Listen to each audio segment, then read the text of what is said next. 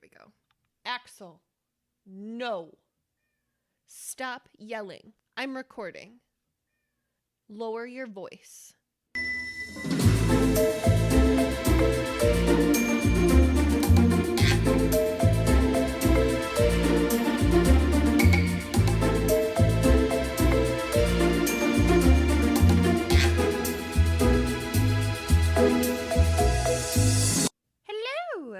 Welcome to Taboos, the podcast where we talk about taboo culture with foul mouths and drinks in motherfucking hand. Hey, I'm your host, Celeste, trying on a new format for size, little something, trying things, seeing what works for us now that we have shifted to our new structure. So I'm going to throw out our socials up front just to really make sure that that's taken care of. If you'd like to connect with us, you can find us on Twitter and Instagram at Taboos the Pod. We are just Taboos on Facebook, and you can always shoot us an email at taboospodcast@gmail.com. We love getting suggestions for taboo topics, anything that society might deem kind of meh, or ooh, or ugh, or like, come on, you guys, the whole spectrum of shit that society says that we shouldn't talk about, let's fucking talk about it, okay? Shoot us an email, send us your suggestions, and if you'd be interested in speaking specifically as a subject matter expert on a taboo topic, holla at ya, girl. Okay, great. Thank you for letting me do that. Let me know if it fit well. Let me know if it worked for all of us. One size fits all is really what we're going for. And I'm going to start off this episode. There's a potential that we might have a guest for this episode, so I'm going to leave this in here in the event that he hits me up. But in case he doesn't, here we fucking go. Today I'm drinking a beverage by Indeed Brewing Company called Flavor Wave IPA. And it's like the cutest little coastal town, and it's all pastel, and then there's like waves inside of the little town, and it kind of looks like that town maybe made of cardboard. I can't be sure, but it was a dope can, and it's really fucking delicious. Let's see if there's anything on here. Juicy, sticky, pineapple. Those are great adjectives for this beer. 6.2% alcohol. Ooh, we getting lady today. Yeah, that's what I got. It's let's just try. Oh, God, that's so fucking good. So fucking delicious. I can't even stand it. Okay, but back to us. Hi, missed you. So glad you're here. If you're new, I'm just always affectionate like this, so I hope that that's okay. If it's not, though, too bad. Before we start this episode, I would love to introduce y'all to today's topic because it is one that I am personally incredibly fucking passionate about. And a lot of people don't really understand that about me or don't really think that I'm as passionate about it as I really am. So I really needed to make this episode for several reasons, but the primary being my soul needs this episode to exist. So why would I deprive my soul of what it fucking wants? Why would I do that? That's so silly. So here we go. Today's episode is going to be our very first biography episode, talking about the one and only legendary, brilliant, comedic genius, humanitarian and man of the people, Dave Chappelle, ladies and gentlemen. I have a disclaimer that's really important to me to share with you in this one. You're probably like, it's a biography episode, Celeste. Why is there a disclaimer? Mind your business. There's a fucking disclaimer. It's what we do here. So today's disclaimer is, I am just a woman whose mind, heart, and life has sincerely been positively impacted by the brilliance that is Dave Chappelle. And today is annual for me Dave Chappelle Day. And celebrate, we fucking must. Because if there is any voice of reason that this country should tune into, it's Dave Chappelle. And don't worry, I'll tell you why. But for real, it is Dave Chappelle. So hat off and hand over my heart as I say the most sincere thank you to Mr. Chappelle for simply being a good fucking human being who brings joy to people, brings humor, and brings controversial matters to light all at the same time simply because he can. And people listen because he just is Dave. So if you have a beverage or a blunt in hand or a whatever fucking hand, let's raise a glass to Mr. Chappelle. Please and thank you, ladies and gentlemen. Salut. So for anybody who's not actually familiar with Dave outside of being, we're going to start with his early life, according to biography.com. David Kyrie Weber Chappelle was born on August 24th, 1973, in Washington, D.C. In fact, his birthday was 2 days ago. Happy birthday, bro. He is the youngest of 3 kids. Both of his parents were actually professors, which I really think is so fucking cool. His dad taught at Anatoch College in Yellow Springs, Ohio, and his mom taught at Howard University as well as the University of Maryland. Shout out to Mama Chappelle. That's bad as hell. Ooh, I didn't even mean to rhyme, but, you know, it happened. His parents separated when he was 6, and he began spending time between both households. Dave's early inspirations came from comedians like Eddie Murphy, Richard Pryor, and Allie, who helped me get some of this research, wrote, quote, and piece of shit whose sexual assault conviction recently got overturned, end quote, Bill Cosby. He actually began his stand-up career while he was still in high school at the Duke Ellington School of Arts in Washington, D.C. Quote, because he was underage, his mother often had to accompany him to clubs as a legal guardian. Even at an early age, Chappelle's brand of humor was controversial, leading to frequent heckling. He was even booed off stage during an amateur night at New York's famous Apollo fucking Theater. Oh my fucking God. What? Okay, the fact that he was even on that stage as like a young man is so impressive, okay? So impressive. That needs to be said. Fun fact, actually, he brought his grandma with him to his first show, and he said,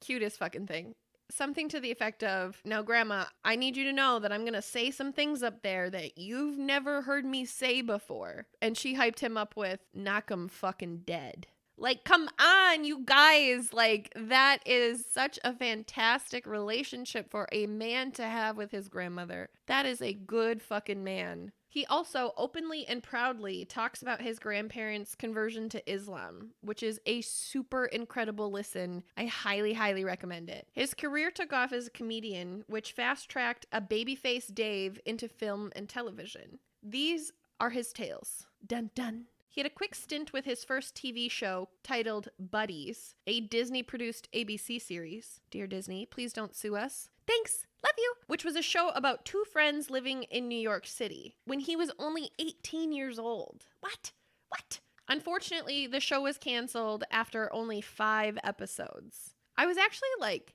hella curious, so I did some snooping. The cast was a dead 50-50 split of black to white cast members, which I could not fucking ignore, especially because it was 1995. I'm not saying racism is why the show wasn't a smashing hit, but you guys, I wouldn't be my little white ally self if I didn't expose all the stains on the white sheet that is the media in our country, especially in the 90s. Hey! 90s, baby, checking in. I can say that shit. I'm just kidding. I was only alive for like 8 of those 10 years, so here we go. The show aired on March 5th, 1996, and was canceled on April 3rd.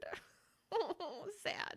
Only 5 of the 13 episodes produced had aired. Ouch. Dave himself wasn't proud of the involvement that he had with the show in retrospect, which I would like to submit to the court of public opinion as evidence that I am correct in my anti-racist assumptions, along with the quote, "It was a bad show. It was bad." I mean, when we were doing it, I could tell this was not gonna work, end quote, from Dave himself. His first film debut was in 1993 in Robin Hood Men in Tights, to which Allie noted, "How in the fuck did I not know this? I didn't realize he was in this. Here is a picture for you," end quote. And so that was me telling you about that because this is an audio podcast, and sometimes we forget that.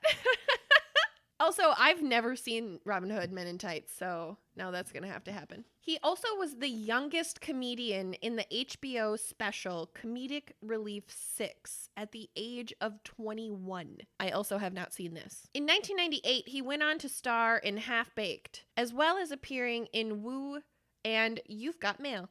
Ooh, I didn't even mean to say it like the AOL voice, and yet it just instinctively fucking happened. Shout out to every Gen Z person who literally just said, "What is she talking about?" Unfortunately, this is also the year that his father died, which caused him to take a step back and really reevaluate his life. In 2000, he filmed the popular comedy special, Killing Them Softly. 2002 came the movie Undercover Brother. 2003 was his big push into the spotlight. He launched Chappelle's Show on Comedy Central Network. It was extremely popular for being controversial and pushing the envelope while addressing race relationships and also featuring musical guests. All of the attention that Dave had gotten on this platform from notable TV personalities such as Oprah and James Lipton caused Comedy Central to offer our guy a massive fucking deal after the show had only been on the air for 2 years, to the tune of an additional $50 million for an additional 2 years. Okay. In 2005, game changer, as Dave, quote, abruptly walked away from it on the eve of its 3rd season, end quote. That is an intense fucking moment, let me tell you. He was unhappy with the direction that the show had taken and the tone that the executives wanted him to continue in, which we're going to plug into my anti-racist little whitewashing translator app to have it read back. He didn't want to be their token black man to perpetuate racial stereotypes rather than to make a point with his comedy. Again, just a little free translation service that we here at Taboos offer. Subscribe and follow for more translations. After he walked off set, he left the US and visited South Africa, and upon his return, he lived a much more reclusive life in Yellowstone, Ohio, which is actually where he still lives today. Public appearances were rare as fuck for our dude after this point, until 2006, when Dave Chappelle's Block Party, a documentary, was released. And then, bro dipped like ranch for close to a decade. What? Okay. 2013 rolls around, and Dave popped up at the Comedy Cellar in New York City to the shock of many and began touring as a stand-up comedian once again, as well as delivering a series of acclaimed Netflix specials. All of which are fantastic. I have binged watched all of them. Yes, thank you Netflix for upping your prices. In 2018, at the Grammys, he won Best Comedy Album for The Age of Spin, as well as Deep in the Heart of Texas. In 2019, the Kennedy Center named Dave the winner of the Distinguished Mark Twain Prize for American Humor, which is actually also a documentary that, it's a documentary, but it's not. It's like a live Grammy show, but it's of specifically this award ceremony. And it's beautiful. It's fucking brilliant. It's just a whole room of people there to celebrate Dave and how he's a good person and how he helped all these people and bring them up in a world that doesn't allow growth for people of color. What a fantastic fucking person. And it's not just people of color that he helps. It's really not. But specifically, he is so eager to help people who don't have a shot. That's what it is. And I think that's fucking amazing. I think it's amazing that this man came up from brilliance and books and was the baby of the family and just is the most humble dude I've ever seen, whose genius just echoes through his comedy. I just really can't say enough. I just can't say enough. And the Mark Twain documentary really is that, but from people who personally know him. The people he has personally touched the hearts and lives of. And to see the way that the people who love Dave personally talk about him is so inspiring to me as a person. I aspire to be that level of good human. I aspire to have a room full of people say good things about me to that level simply because I was authentically myself. Dave Chappelle is my fucking idol, you guys. For that reason, specifically. Also, a few months later, the Flicks dropped another special called Sticks and Stones, which he then won another Grammy for. More recently, he returned to the public eye when showing support for the presidential candidate and the Taboos Team Forever vote of Andrew fucking Yang. Yang, gang, gang! As well as his live set titled 8 minutes 46 seconds, discussing George Floyd and the Black Lives Matter movement. But Dave Chappelle's heart beats the same way that mine does. And I knew that to be true while listening to 846 the very first time. Shout out to my friend Bob Pants, who has his own podcast, a fantastic and hilarious movie review and commentary podcast called The Analysis Podcast. Bob is fucking hilarious. I mean, you guys, seriously, one of the best improv actors I have ever seen in my entire life. He energizes thousands of people with like 6 sentences sometimes, and it's amazing. He is a fucking miraculous human being, and I am so blessed to have met him, to have worked with him, and to call him my friend. As well as an extra special shout out to our guy Bob Pants, because he was one of the first people to encourage me on this path of this show in starting it. He was the first person. I was like, bro, I have this idea. And he was like, fucking do it, bro. And I was like, bro. And then that was that. And here we are. So thank you to Bob, seriously, for everything. I appreciate you always. But anyway, I was making the 5-hour drive home from my long-distance ex-boyfriend's house a few months after George Floyd's murder. For anyone who is new here, I really need y'all to hear me say, George Floyd saved my life. I thought it was a typical Sunday afternoon with a little mundane scrolling the day after my birthday, when I found a video of a man on the ground crying with an officer's knee on his neck. The first video of a police interaction with a black person where my brain truly recognized it doesn't matter what the other side of this story is. This is wrong. This must stop. Please, for the love of God, make this stop. I started screaming at my phone, begging for the officer to get up, thinking maybe if I just screamed a little louder, the woman recording the video would hear me, praying my voice would transmit through the towers and cell phones that separated us, forcing her to scream too.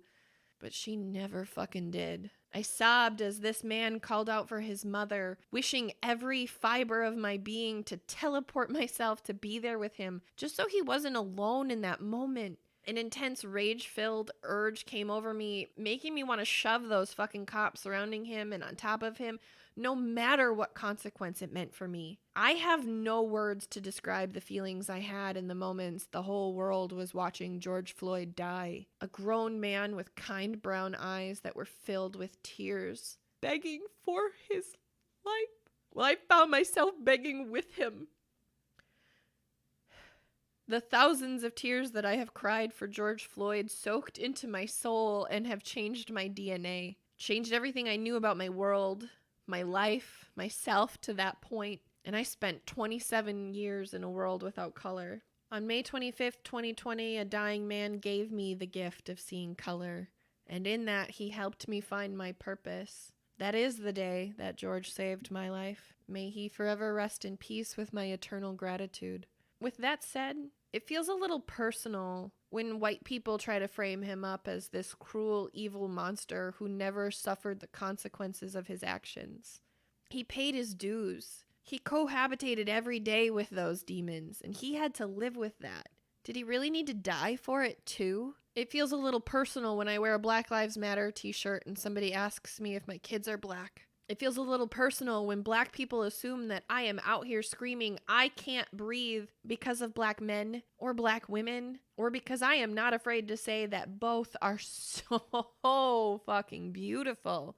It feels a little personal when they don't realize that I am screaming, I can't breathe, because the density of racism in the air is actually suffocating me. It feels a little personal when people think that I'm out here trying to have the black community embrace me. And I don't need black people to embrace me. I need my people to embrace the black community. It feels a little personal when I go to a peaceful protest with the intention of standing up for what's right because it's a matter of basic human rights. But I'm not stupid.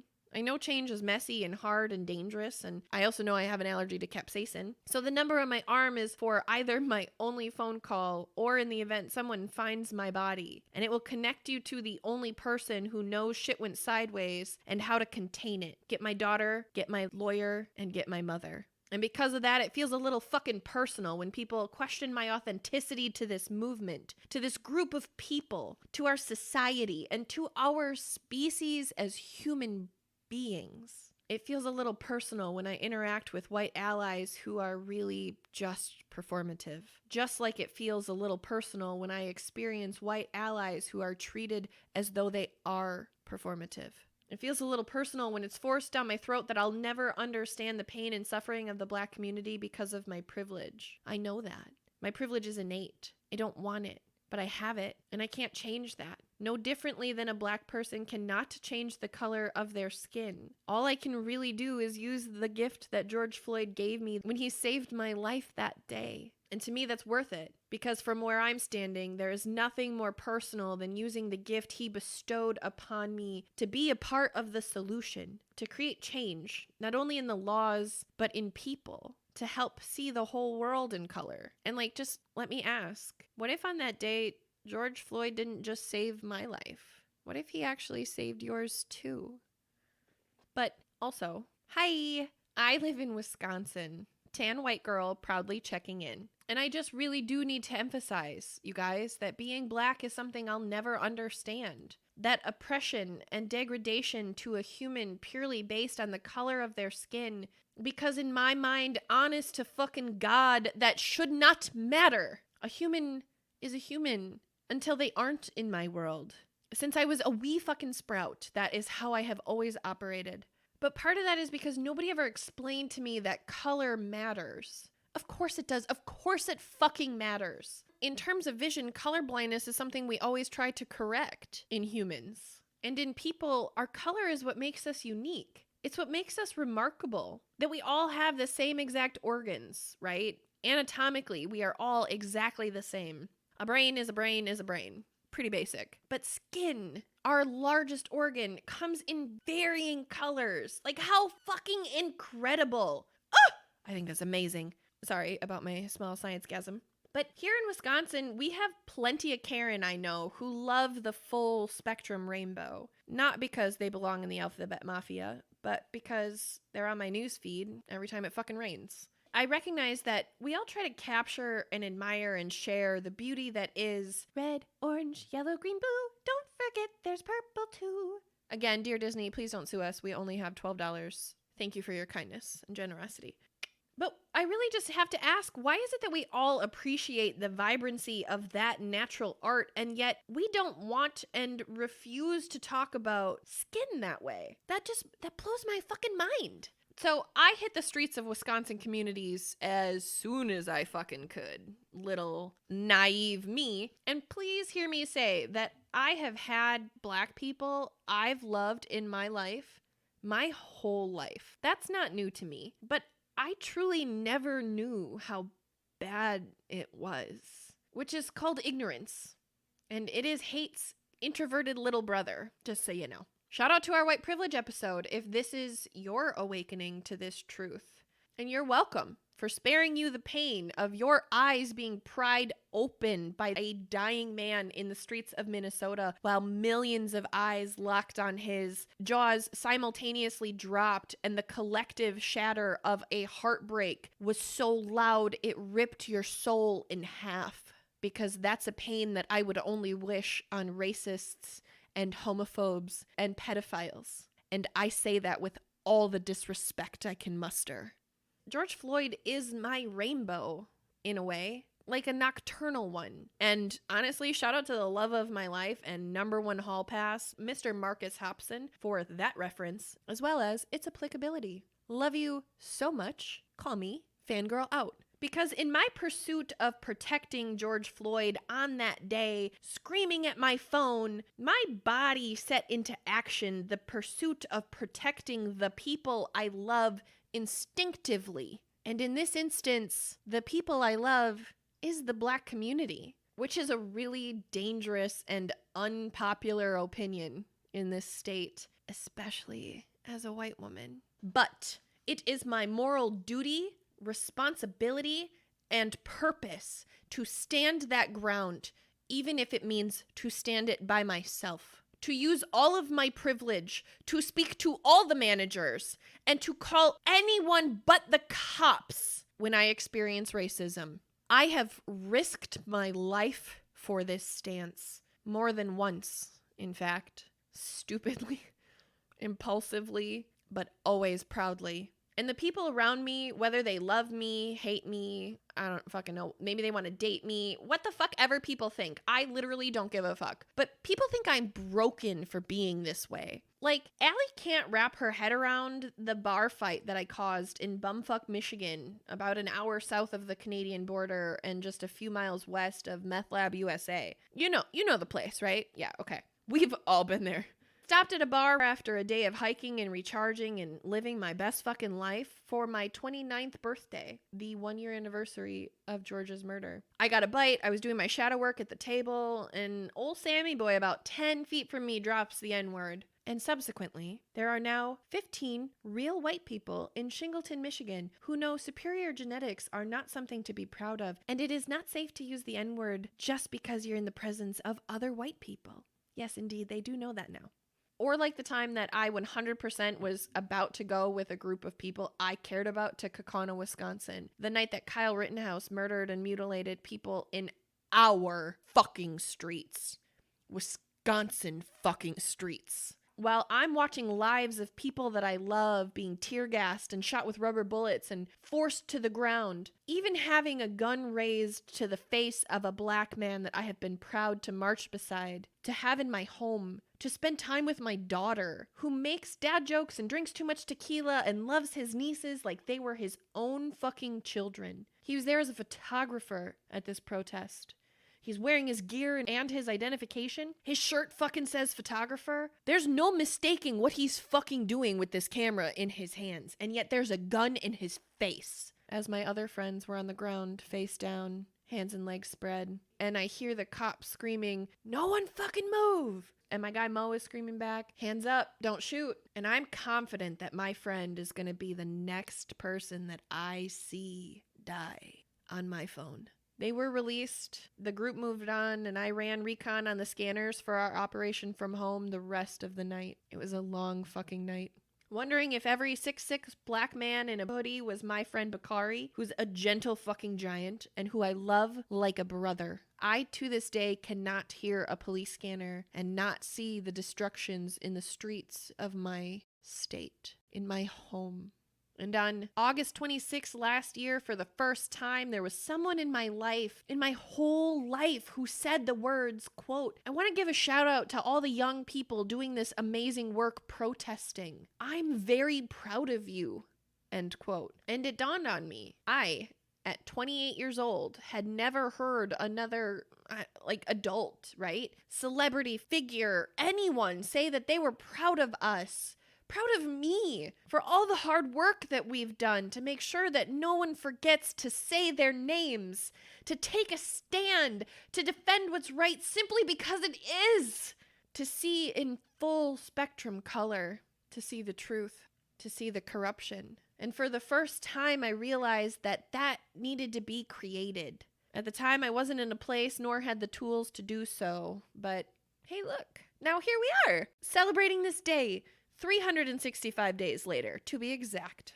And I am here to say that I am proud of every person who awakened between then and now. Every person who took to the streets, to the dinner table, to the polls, and to the riots, to their classrooms, to their families. Everyone who has taken a stand. I am so fucking proud of us. For every mile, for every sign, for every minute screaming for something as simple as, quote unquote, "Please don't kill us in our streets." Now, okay, before anybody gets butthurt and says some back the blue shit, please sit down. I am speaking. I don't hate cops. I hate police. Check out our qualified immunity episode if you're confused or want proof. I am disgustingly proud of that episode for exposing the full spectrum of color, truth, and perspective as we discuss a topic that we as citizens of this country should all be worried about, good cops included. But real talk, blue lives is not a thing. It just isn't. It is not a thing. I'm sorry if that offends you. It's a counter argument for black lives, which is a thing, in fact, times 38.8 million individual quote-unquote things, okay? Being a police officer is a lifestyle of absolute choice. Being born black is an absolute chance of circumstance and beauty and cannot be changed. See the difference? Oh, I'm so glad we had this talk. Which brings me back to Dave and this video that the universe sent me that I am celebrating with you today. Yay! So 8 minutes, 46 seconds, 30 million views, worth every single millisecond and every single sound bite. But should you choose to ignore me, which I assure you is not wise, ask my ex. Funny, not funny. I have a few bullet points and quotes that I would like to share with y'all, if that's okay.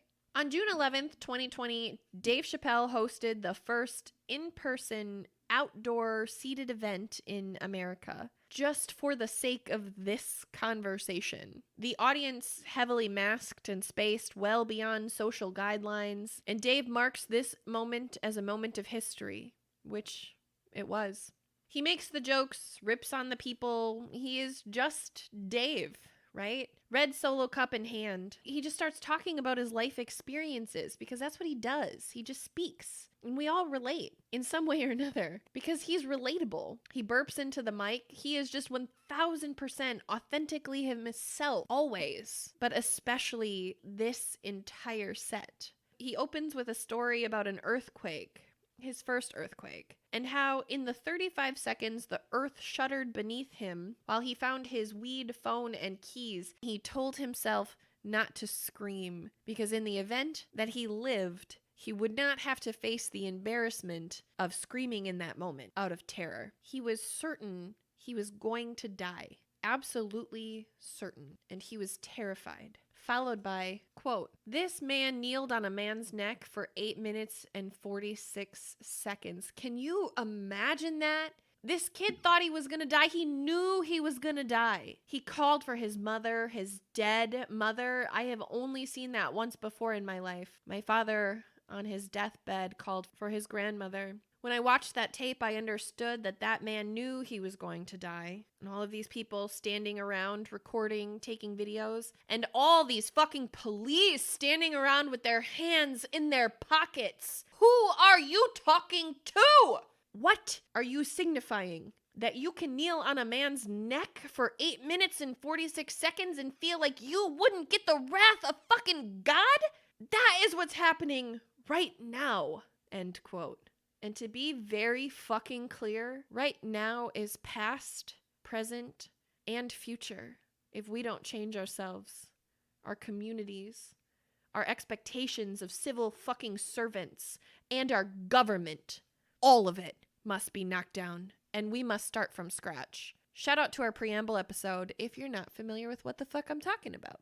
And you are not exempt from this fight, I assure you. But let me be clear, there are only two sides of this war, racists versus everybody else.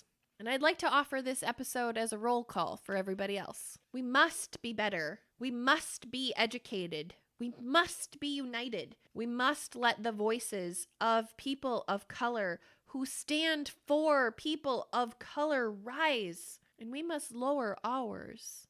Not all wars are won with violence and hatred. Some are won with understanding, perspective, a moral compass, maybe a blunt or six. Hash it all out and figure out who the real fucking enemies are. I don't fucking know. I just know that they simply cannot be identified by color. Candace Owens being a fantastic fucking example and entire proof of that. And for the record, Dave also hates Candace. She actually gets her own pussy jokes in the set, and it's really fantastic. But he hates her really for what she represents. And just to surmise for you how he really feels, let me offer this quote. Candace Owens, that rotten bitch. Yep. She's the worst. I cannot think of a worse way to make money. The most articulate idiot that I've ever seen in my fucking life. She is so articulate. She can tell you how fucking stupid she is precisely. End quote. And those really are my feelings too. But we need to talk about why, because that's important. And I don't think that, especially in the white community, people understand why. So here we go. It's important because Candace Owens and people of color like her are in fact traitors to their own race, literally. Now, let's just hold on, time out. I have been called a race traitor. Hobby Lobby, some random Thursday afternoon. Not by the cashier who was so nice to me prior to registering the giant gold glitter fist on my black t-shirt, but rather some fucking crusty white lady who approached me in the parking lot just to let me know that she and her KKK buddies would not be inviting me to their Christmas party this year because I betrayed my race. Sad.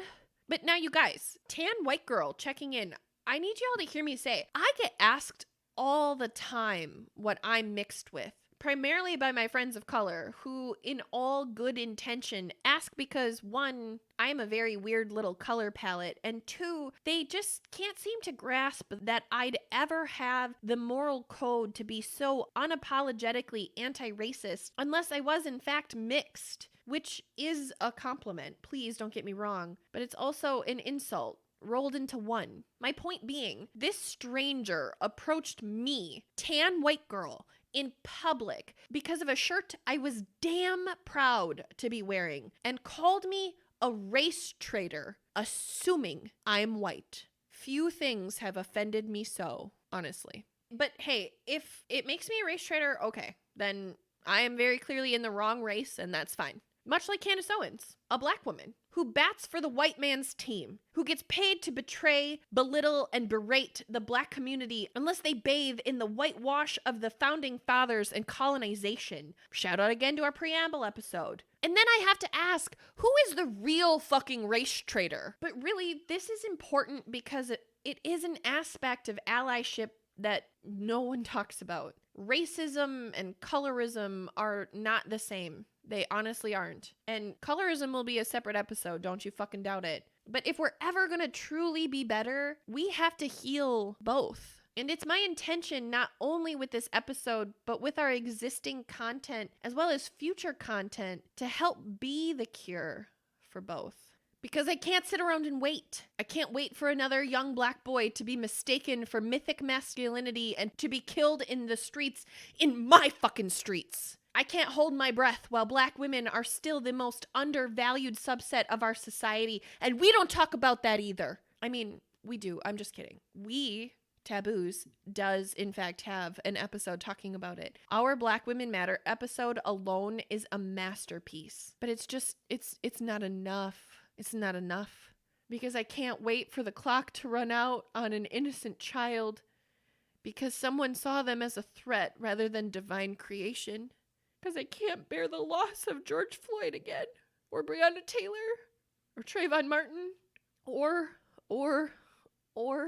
and why should we ever have to again? Which Dave Chappelle affirmed and validated for me, as he spoke to me through that video a year ago today. The first time those words had ever been validated and affirmed for me. And I'm so fucking grateful. Which actually, honestly, brings us back to some more fun facts. Because I really want y'all to know how fucking cool this dude is. Not only how much he means to me. Because both are fucking real. So here are some random fun things that Allie Girl pulled together for us. She's the fucking best. The first note says, this is from famousdetails.com. And I just thought that you'd want to know this bit. Because she knows me so well. Dave's zodiac sign is Virgo. He was born the year of the ox, but also shout out to Year of the Ox, which is an amazing fucking Korean rap group. Love them. Oh my God. One of the best fucking concerts we've ever been to. And his ruling planet is Mercury, which must be so great for him